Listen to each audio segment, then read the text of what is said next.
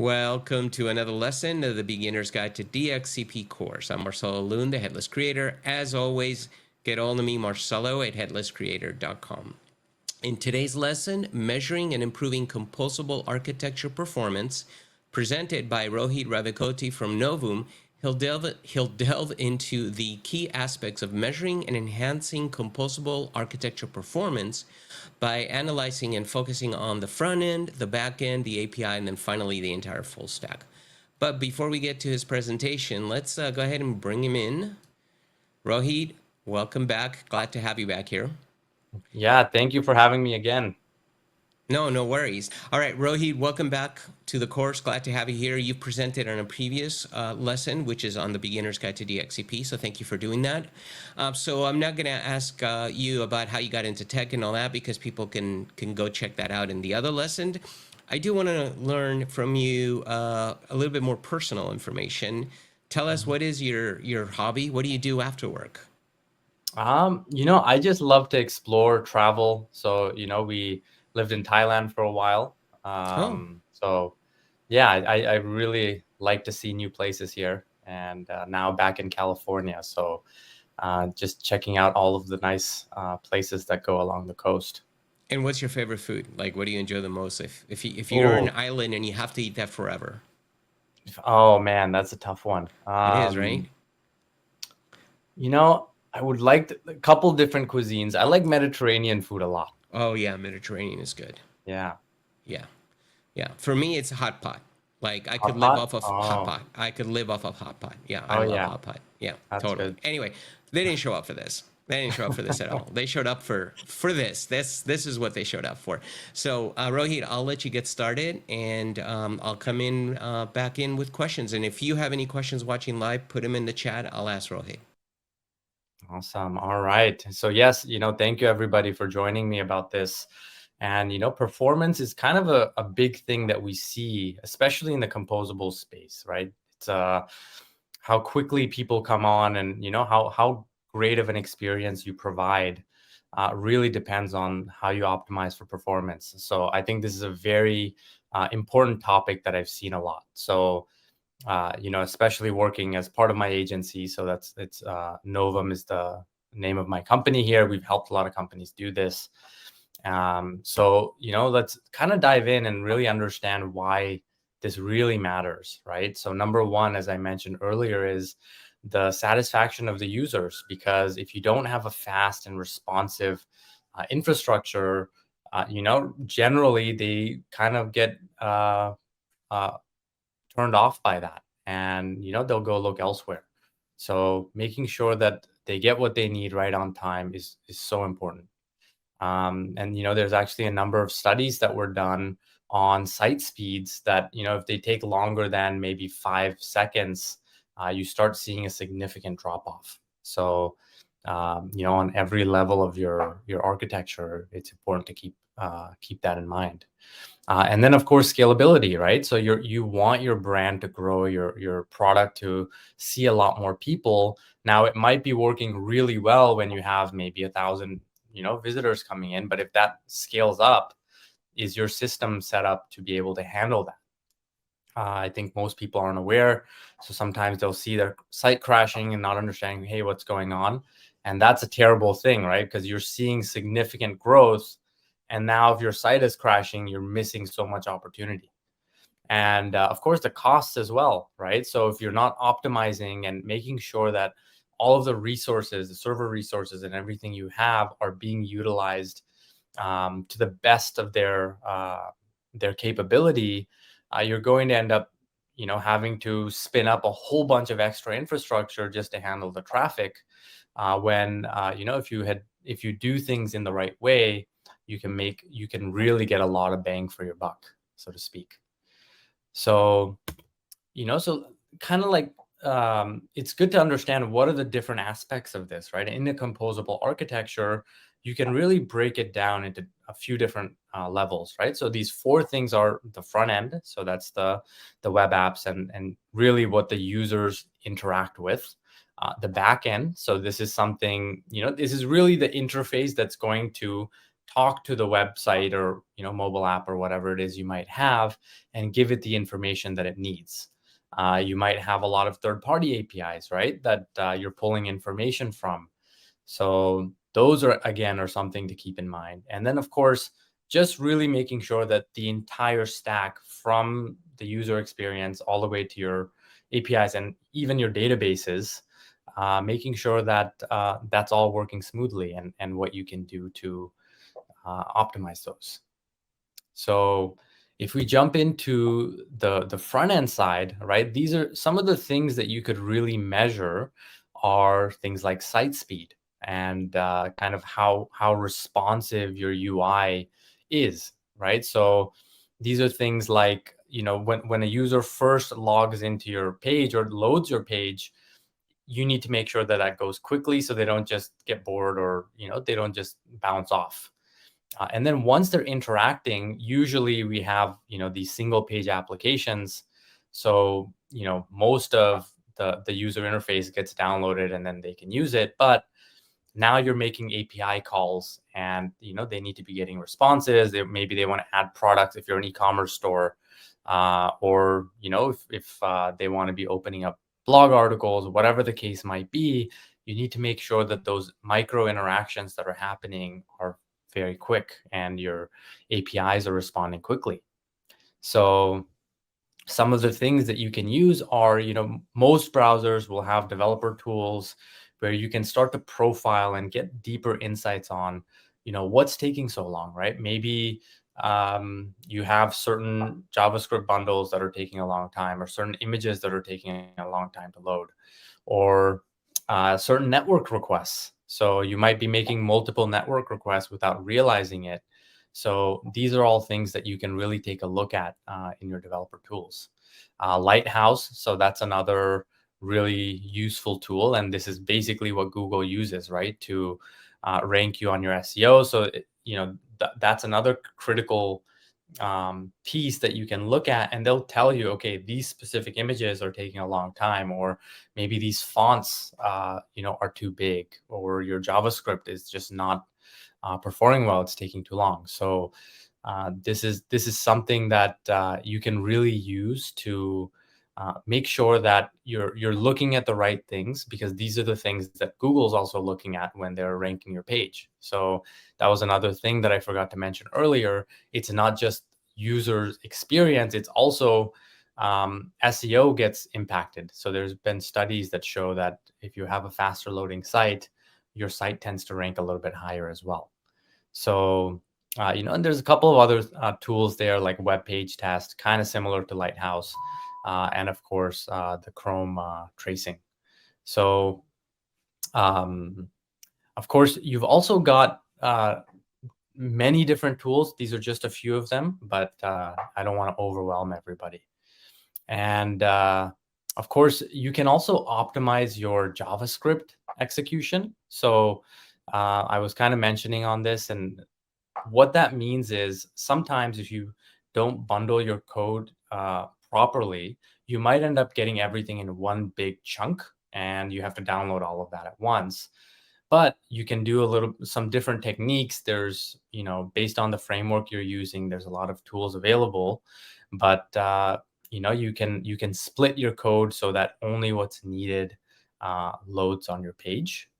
And then, the modern image formats, as I mentioned, and then browser caching is something you can really look at as well. So all of these assets that get loaded onto your page can be cached, so that at least maybe the first time is a little bit slower, but then when they come back subsequently, the majority of the assets and JavaScript and fonts and everything are already downloaded.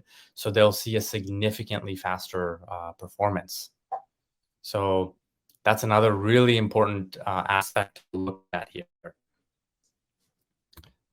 Next, we can look at the backend, right? So now your front end might be good. You could have optimized that really well. Now these micro interactions that we're talking about that require, some backend functionalities, adding to cart, those types of things. So that system is also very critical. So, some of the things that you can look at that really affect these things are the throughput, right? So if you're getting a whole lot of requests coming at once, that can be a problem, right? So you might have kind of a latency issue, some kind of a bandwidth issue with the servers. They're not able to handle all of it. Latency is another problem, right? Now, this could be if you're serving images or certain static content. You may have a little bit of time from when a request is made to when it gets sent back to you.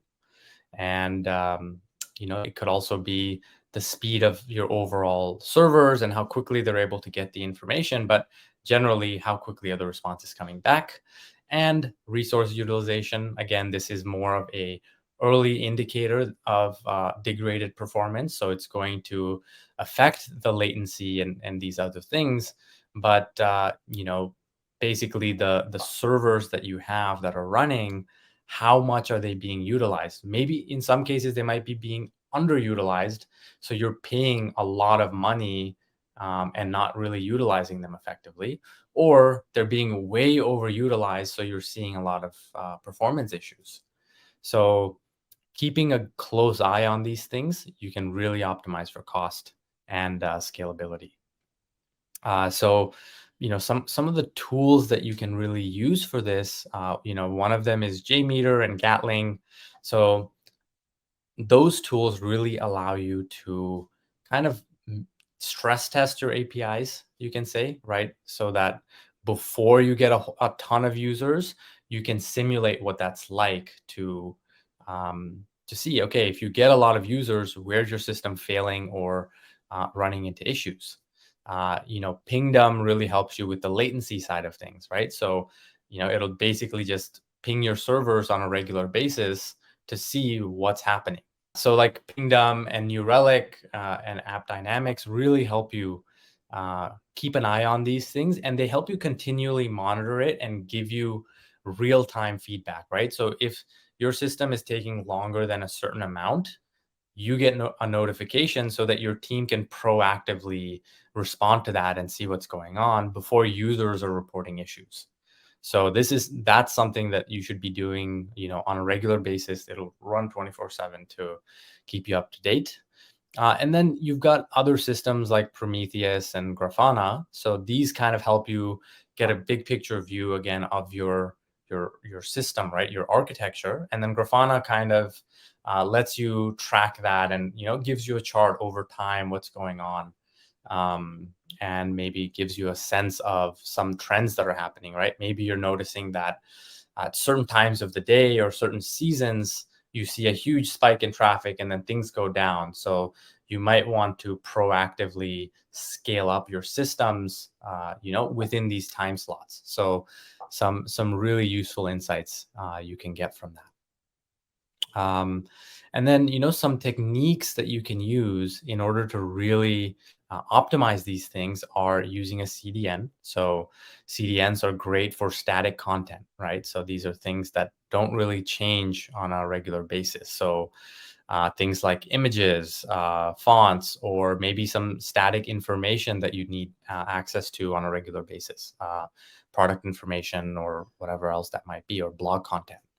So CDNs aren't generally used for, dynamic things. So things like, user profiles or, your shopping cart information and things like that. And then caching again. So this is kind of a theme that you'll notice throughout the entire stack. It's kind of a double-edged sword, but if you get it right, you get some amazing performance benefits. And lots of tools, like if you use GraphQL a lot as from your API side, you can use there's a lot of tools coming out there, REST APIs, whole bunch of options. And then auto scaling. So this is kind of what I was hinting at here with all of these tools. You can really set up your architecture. So if you have something like a microservices based architecture, auto scaling comes built in. So this is like things like AWS Lambda and all of these things.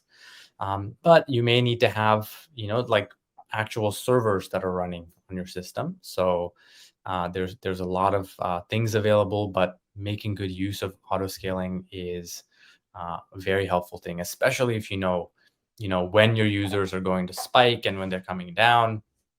You can set schedules for that. And then, of course, you just never know. There could be some viral tweet that goes out, and then a whole bunch of people are coming on. So making sure that your system is kind of prepared to handle large traffic. And then, Quick question for you. And maybe you have this for the later slides, but in a composable backend, right, you're going to have multiple modules and services and things that are not under your control. Can you use all these tools to monitor and control all of these, or I mean, are you going to be touching upon that, or should we address that now? yeah, so I'll probably go into it a lot more with the third-party APIs, but I'll kind of talk about it a little bit because they are connected to this. Right. So you could do that in a multiple different ways, and I would the best way to do it, I would say, is through your API layer, right? So your front end shouldn't be directly talking to all the third-party APIs. You should have a system in place that acts like a middleman to all of these things. So if you are testing this, in a holistic way, in a way, those third-party APIs and systems are also getting tested. So you could, test them in isolation just to make sure that things are working smoothly and things are working well. Oh, Yep, that makes sense. Cool. yeah. So Thank you. yeah, no problem. Yeah, and then of course, database queries and indexing is another one. So you may have cases where you need to store certain information in your own databases. So it's important to take a look at that and make sure that the queries that you write to access information from these databases are optimized and you set indexes in place, right? So I've seen so many cases where you're starting to notice that, hey, why is our database taking so long to respond to such a simple query request? It's because you didn't set the indexes right. So I don't want to go into all of the nitty gritty details of how that works, but generally we've noticed that if you set indexes, you could see like a 50x improvement in performance. So just something if a lot of engineers already know about this, but if you're if you're kind of talking to them, might be something to bring up. Okay, and this is really the third-party APIs. This is what we're just talking about, and so these are a little bit trickier because they may have some restrictions on what you can do to test their APIs, right? So a lot of third-party APIs don't like you using things like Gatling and these things to just stress test their APIs. In fact, they might actually have some rate limiting and other things in place. So I would definitely consult with the your vendors, the third-party APIs, to make sure you can do these tests. But some of the things you can really look at are response times, right? So generally, how quickly are these third-party APIs able to get responses back to your systems? How many concurrent requests can you make? So sometimes it's documented, but they will put rate limits on you. So so it might be working for you nicely when you have a certain lower number of users, but then as soon as that spikes up, you'll start to see, hey, why is this thing responding so slowly? What's going on, right? It feels like you hit some kind of a glass ceiling. So usually it's those rate limits that you've got to look at. And then sometimes you'll see timeouts and errors popping up on these third-party systems. So again, that could be because of just rate limiting, or maybe their systems aren't scaling properly. So it's good to just get an idea of these things, and at least you can respond to that. Maybe talk to them and say, hey, we're seeing these issues. And then there's a few things that I'll go into that you can also do on your own to make sure it's working properly. So, some of the tooling, simple, like Postman is a really basic tool that you can send manual requests to just to get a sense of how things are working. And then JMeter and Gatling, again, use those at your own risk, or at least get some permission from, these third-party vendors to make sure that you can do that just for the sake of making sure your systems can work and your users aren't going to experience delays or problems. And so some ways you can really tackle the problems from the third-party APIs is, of course, caching. So certain information that you might be getting back from them, it might be good to replicate that inside some kind of a caching mechanism that you have internally, just to make sure that you're not hitting their APIs so much, and whatever you can manage yourself, you are. And then, you can use something like, if you're noticing a lot of errors or problems happening, we kind of borrowed this phrase from the electrical engineering space, but kind of the circuit breaker pattern. So this happens if you're noticing a lot of timeouts happening on a regular basis, or you're seeing huge error rates happening. So if you've got this middle layer API, you can actually track how often these errors are happening. If they go beyond a certain threshold, you can basically have it return a standard response saying, oops, sorry, we're experiencing some issues or whatever that might be, just so that you get a faster response to the user and they're not stuck waiting 30 or 60 seconds just for the same error to come back, right? So this is just a little trick that you can use, at least so that you're not degrading that. So they're not, maybe they're trying to get some information and this one little piece is what's breaking, and and it's kind of slowing down the whole process. You can really make sure that just catch that early on, and so at least they can interact with other parts of your application. And finally, we've got kind of the full stack, right? So this is just making sure end to end things are working well. So a simple thing you can really check is the response time, from end to end. So you could be checking, of course, the page, is it loading on time? And then what are the interactions that are happening? You can actually use a tool like Selenium, and there's a lot of other, these web browser testing tools or mobile app testing tools that lets you actually like click through the system or your app, and it'll just do it periodically, or however you'd like to set it up. And you can measure how long things are taking generally for them to respond. So, it's kind of an easy way. Manual testing can also work, but you don't get like very accurate data on performance. And then, kind of a way that you can look at this is really across the stack. What causes issues is the data transfers between the different layers that you might have, right? So between the front end and your API, between your API and the third-party systems and your database. So really making sure you kind of break it down and look at, okay, are there latency issues? Should we be putting these two servers or systems closer together so that we don't have issues? So it's good. You'll get kind of deeper insights as you dive deeper into it.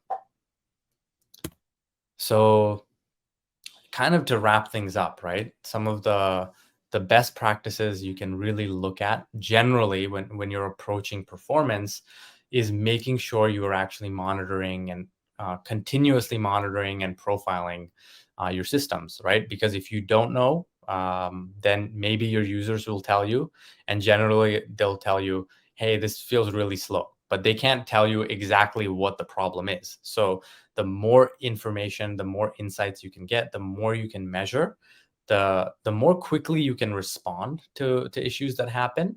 And in fact, you can just be a lot more proactive about these things. So make sure you measure.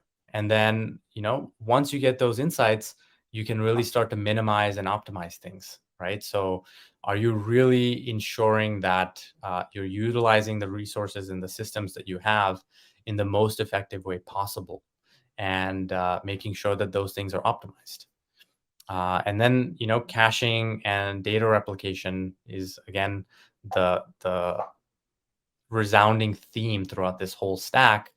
Again, you can run into a lot of issues with caching. It comes with its own set of challenges, right? Because if you're caching information, that means it's not real time. If you're replicating it. So you have to really follow certain practices to make sure that things are up to date. But if you can get it right, you get a super fast system that can respond in milliseconds, or